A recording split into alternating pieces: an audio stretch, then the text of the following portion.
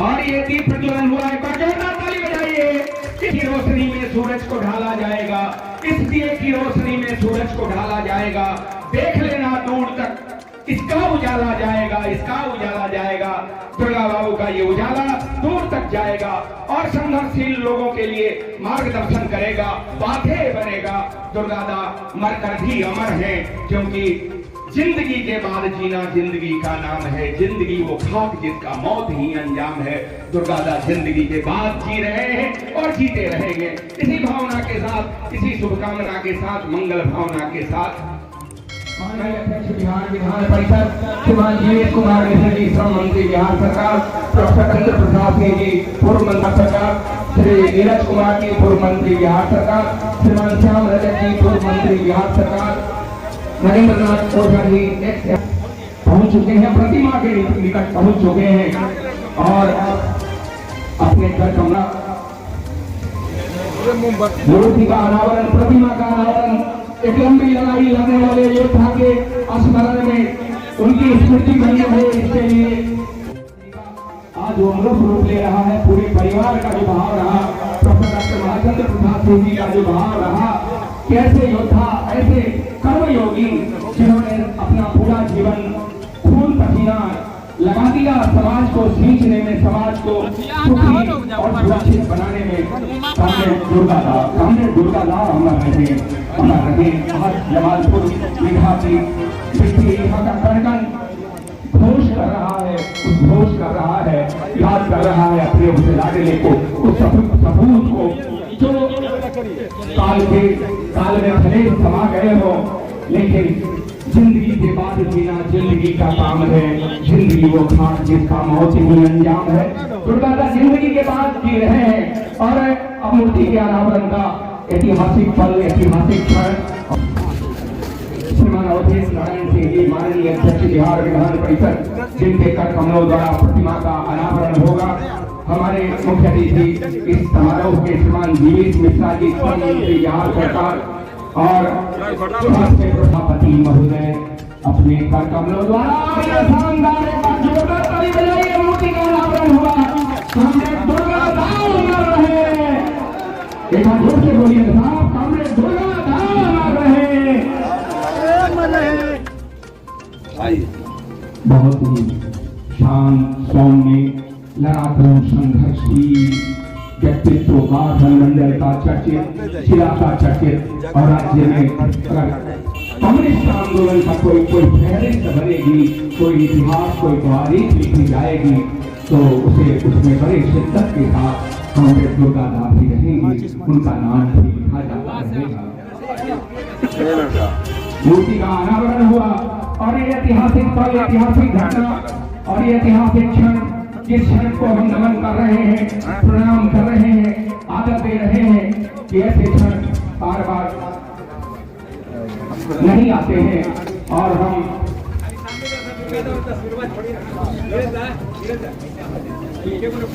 गिरकर उठना, गिरकर चलना, गिरकर उठना, उठकर चलना।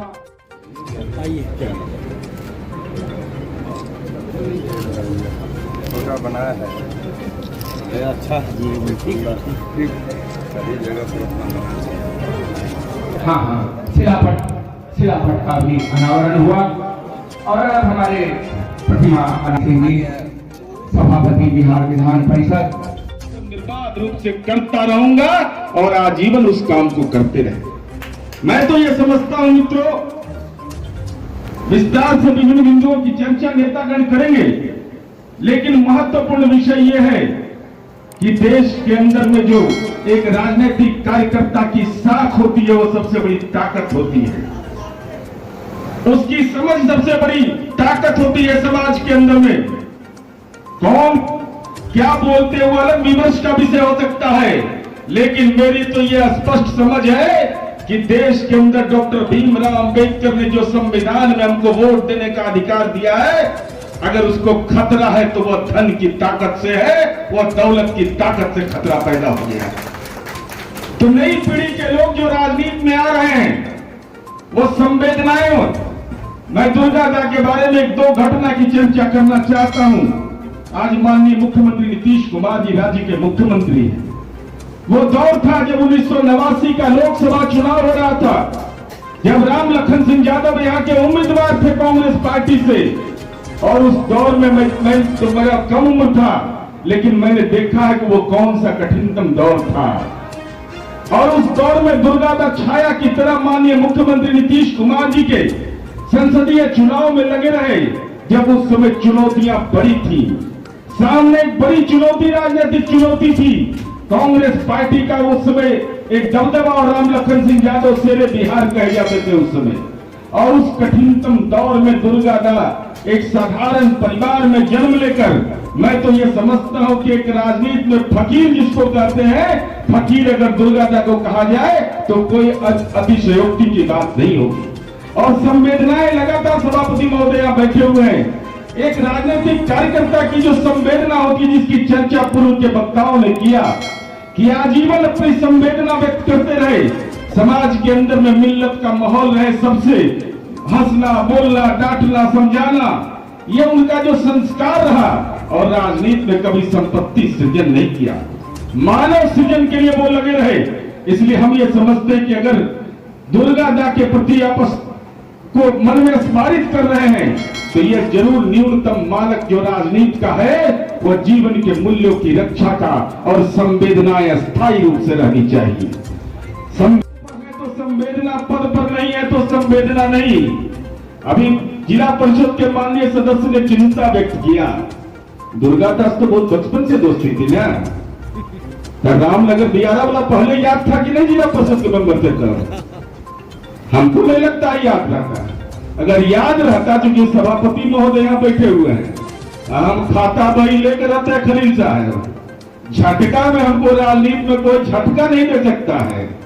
आप इस इलाके के सामाजिक कार्यकर्ता थे, आपको ये चिंता होनी चाहिए थी कि रामनगर के इलाके में कौन सी परेशानी है, और इसकी सूचना राजनीतिक मतभेद रहते हुए भी आपको वहां के जनप्रतिनिधि को देना चाहिए था। लेकिन जब जिला परिषद के मेंबर आप बने तो आपको जिम्मेवारी का एहसास हुआ। मैं बोल रहा हूं, मैं पूरे तथ्यों के साथ आता हूं, मैं ऐसे नहीं बोलता हूं, क्योंकि आप मंच से आपने टिप्पणी कर दी। बात की हमको जानकारी दी, जानकारी देने के बाद मैंने तथ्यों को, केवल यहाँ का मामला नहीं है यह बक्सर से लेकर के भागलपुर तक का मामला है। और मैं बता रहा हूं तो, अरे मैं बता रहा हूं, आप पढ़ के सुना देंगे हमको। 2 मिनट का समय सभापति महोदय दीजिए। तो एक जनप्रतिनिधि हम स्नातक के हैं, हमारा क्षेत्र है, तो हम तो जानकारी लिए तो तुरंत इलाज में लग गए। तो भाषण देने का मेरा माध्यम नहीं बना। मैंने विधान परिषद में ध्यानाकर्षण दिया, ध्यानाकर्षण भी पढ़ के आपको सुना देते हैं, उसका जवाब भी सुना देते हैं। क्योंकि आपको लगता होगा कि हम ही काम कर रहे हैं, बाकी सब तो बेकार के हैं, कोई काम धाम करते नहीं है। क्या ऐसा तो है नहीं? तो मैं आपको बता देता हूं कि बिहार राज्य में असर्वेक्षित भूमि, टोपो लैंड और भूमि पर जिसके किसानों में रैयतों का, क्योंकि सभापति महोदय यहाँ बैठे हुए हैं, इनको जानकारी इस बात की है, इनकी सहमति से ही ध्यानाकर्षण होता है सदन के अंदर में। रैयतों का लंबे समय से ऐसी से कब्जा विराजमान है, ऐसी भूमि पर रैयत जमींदारी उन्मूलन के समय से काबिज हैं एवं राजस्व लगान भी दे रहे हैं, परंतु राजस्व भूमि सुधार विभाग द्वारा असर्वेक्षित भूमि, टोपो और भूमि के मालिकाना हक के संबंध में स्पष्ट दिशा निर्देश नहीं दिए जाने के कारण बड़ी संख्या में भूमि विवाद उत्पन्न हो रहे हैं। मैं राज्य की असर्वेक्षित भूमि, टोपो लैंड भूमि के स्वामित्व निर्धारण के संबंध में सरकार से स्पष्ट वक्तव्य की मांग करता हूं कि जनता दल का विधान पार्षद सदन के अंदर बोलना है। जवाब वो सुन लीजिए, इसे बोल के निकल रहे न्योता देकर विजय पहुंचा रही है, झटका रहा है, झटका में तो मुश्किल है। आपने सवाल पूछा, लेकिन आपको संवेदना रहती तो पहले बताते। तो सरकार को माननीय सभापति महोदय जी ने निर्देशित किया कि आप इसका जवाब दीजिए, और वो जवाब यह कहता है, इसकी प्रति भी मेरे पास है, आपको भी मोबाइल नंबर लेकर आपको भेज देंगे, वीडियो नहीं भेजेंगे, ऑडियो, इससे चलते कि आपको लगा कि प्रचार उपचार में हम लोग लगे रहते हैं। उसके बाद हमने ये लिखता है कि टोपोलैंड ऐसे निश्चित भूमि कमेटी का निर्माण किया। उस कमेटी में निदेशक, भू अर्जन, संयुक्त सचिव, उप सचिव, निदेशक, और यह भी कहा कि समिति द्वारा आवश्यकता अनुसार राजस्व मामले में विशेषज्ञ, किसी सेवानिवृत्त या सेवानिवृत्त अथवा श्री अवरीय अधिवक्ता की सेवा पर है, तो आप कोई सवाल उठाइएगा और चेयरमैन उसको गंभीरता से ले लिया, उस जो सभापति हमारे हैं, तो सभापति के निर्देश पर ही होगा ना। यही मालूम है ना कि विधान परिषद के जो सभापति होते हैं प्रोटोकॉल में महामहिम के बाद होते हैं। जब जानकारी रखिए, ये उच्च सदन है और उच्च सदन के अंदर कोई सवाल हुआ तो उस सवाल के अनुपालन के का दायित्व भी विधायिका का होता है। और विधायिका के गार्जियन, अभिभावक यहाँ बैठे हुए हैं। लगातार आश्वासन समिति का मैं चेयरमैन भी हूँ, इन्होंने सभापति महोदय ने मुझे बनाया।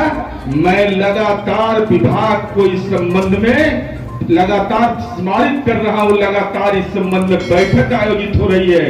यह मामला इसलिए प्रतिवेदित हुआ कि बख्तियारपुर में 2 भाई का विवाद था। 2 भाई के विवाद के चलते वह माननीय उच्च न्यायालय में गया, जिसके चलते ये परेशानी पैदा हुई। लेकिन हम इतना आपको लोकतंत्र पर अगर भरोसा है, अगर विधायिका पर भरोसा है, तो बोलने से नहीं होता है, कर्म करने से होता है। उस दिशा में हम लोग ईमानदारी से लगे हुए हैं। लेकिन आपसे हमारा विनती जरूर है कि जब जिला पार्षद बनिए तभी यह समस्या नहीं। हम लोग राजनीतिक कार्यकर्ता बचपन से बनकर के 18 वर्ष की उम्र से आज 56 वर्ष मेरा हो गया, और ये 38 साल में अनुभव के आधार पर, ऐसा नहीं कि कोई ट्रेनिंग हम लोग लिए थे, बड़का घर में पैदा लिए थे। लेकिन जब मिले मौका तो आदमी को न्याय के लिए लड़ना चाहिए, अपनी बातों को मजबूती के साथ रखना चाहिए। कौन हमसे नाराज होता है, कौन खुश होता है, यह महत्वपूर्ण नहीं है। महत्वपूर्ण है कि अपने क्षेत्र और जनता के प्रति गंभीर जरूर होना चाहिए और सकारात्मक प्रयास करना चाहिए। इसलिए हम भी सोच करके जितना देर आप बोल रहे होता हम सोच के निकाल लिए थे कि अब हमको कॉर्नर कर रहे हैं, इसलिए कि मंच है। इसलिए सार्वजनिक जीवन की शुचिता और दुर्गा दा के जीवन से अगर प्रेरणा लेना है तो यही प्रेरणा लेना चाहिए कि सामाजिक जगरण की चिंता नहीं किया, जीवन में अपने परिवार की चिंता नहीं किया, बल्कि इस बात की चिंता किया कि सार्वजनिक जीवन के उच्च मापदंड कम से कम रक्षित रहे। ये उनके जीवन से सीख लेने की जरूरत है। और नई पीढ़ी से हम यही अनुरोध करेंगे कि मूर्ति पर खाली माला फूल मत चढ़ाइए, एक बार 8 से 8 मिला करके देख लीजिए कि हमारे पूर्वज का क्या बौद्धिक संस्कार था। उस बौद्धिकता के धरातल पर निश्चित रूप से आप अपने आप को कसने का एक गंभीर प्रयास करिए। यही हम आपसे निवेदन करने के लिए आए हैं। पुनः माननीय सभापति महोदय हमारे निर्वाचन क्षेत्र में आए हैं और सभापति महोदय हम लोग के सादर अभिभावक हैं। उनके प्रति आभार व्यक्त करते हुए कि आपने जमालपुर में आने का इस गौरवशाली क्षण में आपने मौका दिया। माननीय मंत्री जी के प्रति हम आभार व्यक्त करना चाहते हैं, माननीय श्याम जी के प्रति आभार व्यक्त करना चाहते हैं। और इतना जरूर हम आपको भरोसा देना चाहते हैं कि इस इलाके के लोग जो शांति कामी लोग हैं, बौद्धिक संघर्ष में जिनकी गहरी रुचि है, तो दुर्गा दा के प्रति श्रद्धा सुमन अर्पित करते हुए नई पीढ़ी को नए बौद्धिक ताकत के साथ उसकी ताकत और अलंकृत हो, यही